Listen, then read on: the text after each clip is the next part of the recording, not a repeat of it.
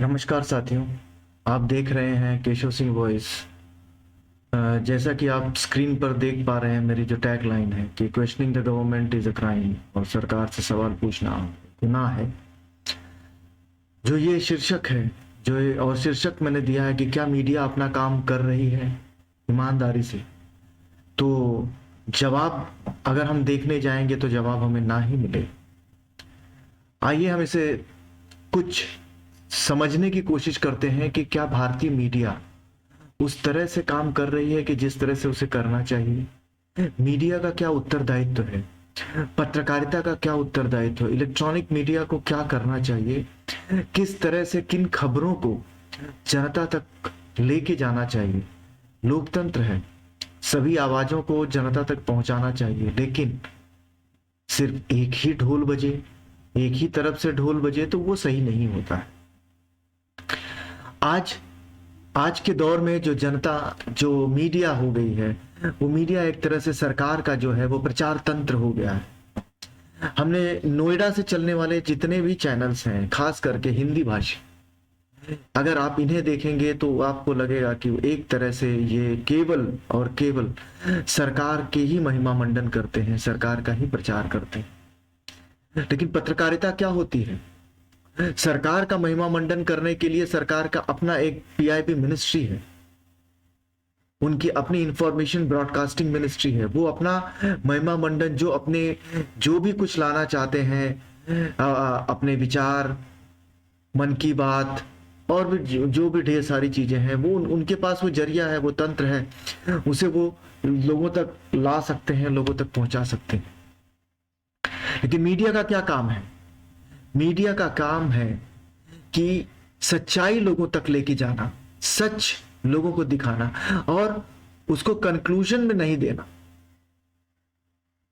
सरकार का काम अपनी काम को बताना, मीडिया का काम है सरकार से सवाल पूछना। लेकिन आज क्या मीडिया सरकार से सवाल पूछ रही है? तो जवाब तो आपको ना ही मिलेगा, ना में ही मिलेगा कि सरकार बिल्कुल भी मीडिया जो है सरकार से किसी भी तरह का सवाल नहीं पूछती। बल्कि मैं यूं कहूं तो सरकार ने कभी मौका ही नहीं दिया कि मीडिया उससे सवाल पूछे। अब बात करते हैं कि कैसे हमें ये कैसे लगा। अब धीरे धीरे सिलसिलेवार तरीके से चलते हैं, पीछे चलते हैं। कोरोना के समय में तबलीगी जमात को लेके जिस तरह से हो हल्ला हुआ, बाद में किस तरह से एक समुदाय को टारगेट करने का काम मीडिया ने किया, उसके बाद चुनाव हुए अन्य राज्यों में, कई राज्यों में चुनाव हुए, बड़ी बड़ी रैलियां हुई, हमने देखा, तब मीडिया खामोश। फिर थोड़ा सा और आगे बढ़ते हैं, सुशांत सिंह राजपूत मर्डर बोले, हत्या बोले, सुसाइड बोले, आत्महत्या बोले, उसमें किस तरह से शाहरुख खान के बेटे को और भी जो लोगों को, उद्धव ठाकरे के लड़के को जिस तरह से घसीटने की कोशिश की गई।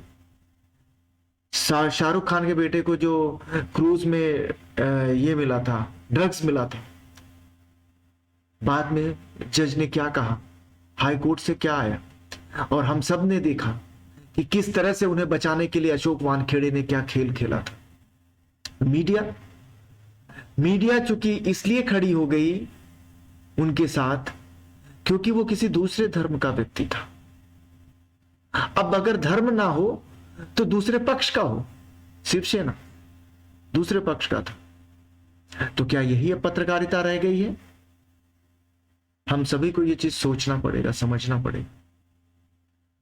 अभी हाल ही में जो एक आज तक का था, उसमें एक लड़की ने सवाल पूछा था जिसमें शहजाद पूनावाला को जवाब देना था।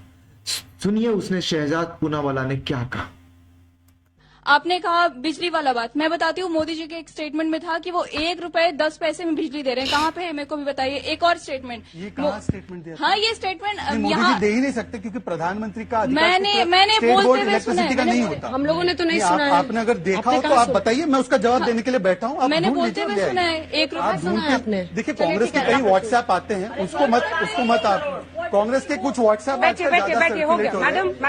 उसको मत सीरियसली लीजिए। भारत सरकार ने जिस प्रकार से बिजली में रिफॉर्म किए, बिजली के उत्पादन को बढ़ाया, उसका परिणाम ये है जो बिजली 1 यूनिट 11 साढ़े 11 रुपये में मिलती थी, आज 1 रुपया 10 पैसे में मिलती है। मैं हाथ जोड़ के पूछ रहा हूं मोदी जी, आपके 8 साल के सरकार में कहीं भी 1 रुपए 10 पैसे में यूनिट पावर सप्लाई आपने किया है क्या? ये इतना झूठ, इतनी बड़ी झूठ, और देश के प्रधानमंत्री कहे खुलेआम। प्रश्न पूछिए, प्रश्न है आपके पास तो जल्दी पूछिए। अब आपने देखा, आप अगर जैसे उस बच्ची ने जो पूछा शहजाद पूनावाला से, और वो कहते हैं कि हमारे प्रधानमंत्री ऐसा कह ही नहीं सकते। अब उनके पास जवाब था ही नहीं तो करेंगे क्या? अब एंकर जो महोदया थी अंजना ओम कश्यप, वो सरकार की साइड लेने थे, उनकी तरफ से बात करने लगी। क्यों नहीं? उन्होंने, अगर वो चाहती तो उनके पास गूगल था, उनके पास टीम बैठी हुई थी, उस चीज को वो ढूंढ के वहीं पे सामने दूध का दूध और पानी का पानी कर सकती थी, लेकिन उन्होंने ऐसा नहीं किया। क्यों नहीं किया? क्योंकि वो पता है कि जैसे मीडिया में आजकल जो यूट्यूब चैनल में जो कहा जाता है कि ये पापा की परियां हैं, तो पापा की जो परियां होती हैं तो फिर कैसे काम करेंगी? तो वैसे ही काम करेंगे, लीपापोती करने का काम करेंगे। ये जो इनके चेहरे हैं, जो हमारे जो गोदी मीडिया जिसे हम कहते हैं, ये जो उनके जो खास जो कुछ चेहरे हैं वो यही है। अब आप इन सब में देख लीजिए कि कौन सा ऐसा चेहरा है जो सरकार से सवाल पूछता है। अभी हाल ही में आपने देखा होगा जी न्यूज पे एक ब्लैक एंड व्हाइट प्रोग्राम लेके आते हैं। पहले वो आज तक पर, पहले जी न्यूज पर थे, जिसमें वो कुछ डीएनए लेके आते थे। यहाँ पर ब्लैक एंड व्हाइट लेके आते हैं, जिसमें ब्लैक ही ब्लैक सब कुछ है, व्हाइट कुछ नहीं है। ये अगर आप सभी को याद होगा तो सुधीर चौधरी जो है वो 1 महीने तिहाड़ में भी रह आए हैं अपनी पत्रकारिता को लेकर, एक्सटॉर्शन को लेकर, जिसमें उन्होंने समाचार ना चलाने के बदले पैसों की मांग की थी। स्ट्रिंग में वो पकड़े गए थे। तो ये वही महाशय हैं जिन्होंने बुलंदशहर में जब मूर्तियां तोड़ी गई थी या टूटी थी, तो इन्होंने उसमें किस तरह से उन्होंने ये मान के वो चल रहे थे, उन्होंने समाचार चला दिया था अपने ब्लैक एंड व्हाइट में, जो ब्लैक ही था, कि किस तरह से कैसे मुस्लिम लोगों का इसमें हाथ है। जब इन्वेस्टिगेशन में ये पता चला, जांच में ये पता चला कि सारे के सारे हिंदू हैं, तो इनकी क्या फजीहत हुई। मेरा ये कहना है कि अपराध अपराध होता है, न कोई जाति होती है उसका, न कोई धर्म होता है, क्योंकि वो जो आपराधिक प्रवृत्ति की जो मानसिकता होती है वो इंसान की अपनी होती है, किसी धर्म विशेष की, किसी जाति विशेष की या किसी समुदाय विशेष की नहीं होती। ये बात ये जहरीले बोल बोलने वाले एंकर्स कब समझेंगे मुझे पता नहीं। लेकिन अब आ जाइए और एक पत्रकारिता, जो पहलवान, जो लड़कियां जो धरने पर थीं, वो अमित शाह से रात मिलने गई। मिलने आने के बाद अमित शाह ने उनसे कहा कि ये किसी से कहा न जाए, और बाद में उन्हीं के यहां से इस चीज को बाहर निकाला गया कि लड़कियां मिलने के लिए आई थी, और अब धरना खत्म हो गया। पत्रकारिता क्या था? पत्रकारिता यह था कि अगर आपको किसी सोर्स से अगर कुछ पता चला है तो आप अगले का भी पता करें कि उसका इस पे क्या वर्जन है।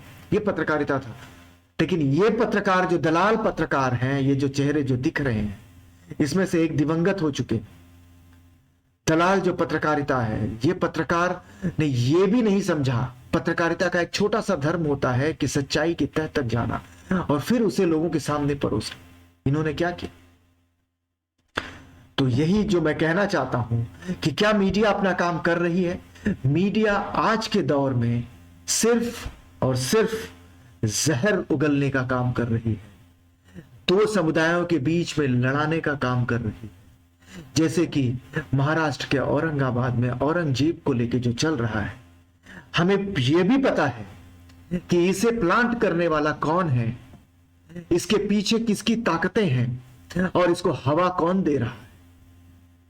एक आम आदमी ऐसा कोई नहीं चाहेगा, कुछ नहीं चाहेगा कि जो इस तरह का विवाद समाज में पैदा हो। लेकिन यह विवाद पैदा होने के बाद किसे इसका फायदा मिलने वाला है, किसकी जमीन खिसक रही है और कौन इसका फायदा उठाना चाहता है, क्योंकि इससे सबसे ज्यादा फायदा किसे होगा हमने ये देखा। क्योंकि विकास नाम की राजनीति तो वो कर नहीं सकते। इनके पास अगर राजनीति है तो राष्ट्रवाद है, धर्मवाद है, जातिवाद है, प्रांतवाद है, और तो कुछ ये कर ही नहीं सकते। तो अब भी समय है, सजग रहिए, सावधान रहिए। देश को बचाना है तो ऐसे एंकर और ऐसे दलों से बच के रहना है जो सिर्फ और सिर्फ जहर उगलते हैं, समाज में वैमनस्यता बढ़ाते हैं। तो धन्यवाद जिन लोगों ने इसे सुना, समझा, देखा, समझने की कोशिश की।